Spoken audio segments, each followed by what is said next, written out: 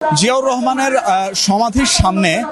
যে রাস্তাটি, যে প্রবেশ পথটি রয়েছে, সেখানে আমরা দেখেছি যে আইন শৃঙ্খলা রক্ষাকারী বাহিনীর সদস্যরা সক্রিয় অবস্থায় রয়েছে এবং তারা এই পুরো জায়গাটাতে আসলে জনসাধারণের প্রবেশটাকে সীমিত করে রেখেছে এবং সেখানে আসলে যাতে সবাই আসলে ঢুকতে না পারে সে বিষয়টা কিন্তু নিশ্চিত করছে আইন শৃঙ্খলা রক্ষাকারী বাহিনীর সদস্যরা। আমরা দেখাতে চাই এই জায়গার পরিস্থিতি, যে আসলে এই জায়গাতে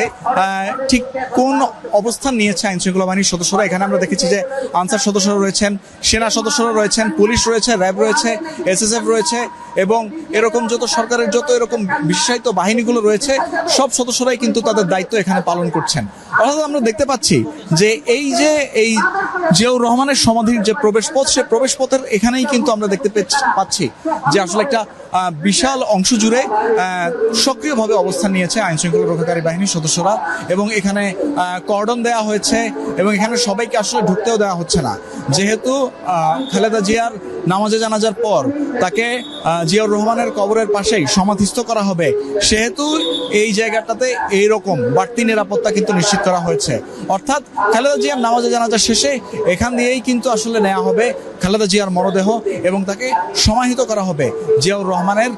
কবরের পাশেই। এবং তার জন্যই আমরা দেখতে পেয়েছি যে আসলে পুরো রাস্তাটা জুড়ে আসলে জনস্রোত থাকলেও এই জায়গায় কিন্তু আসলে সেই জনসমাগমকে ঠেকিয়ে দিয়েছেন। মানুষজনের যে সাধারণ মানুষের যে চলাচল সেটিকে কিন্তু ঠেকিয়ে দিয়েছে এখানে যারা কর্তব্যরত রয়েছেন তারা কিন্তু এই বিষয়টি আসলে নিশ্চিত করছেন এবং তারা সকালবেলা থেকে আমরা দেখেছি যে এখানে আসলে তারা দায়িত্বরত এবং খালেদা জিয়াকে সমাধিস্থ করার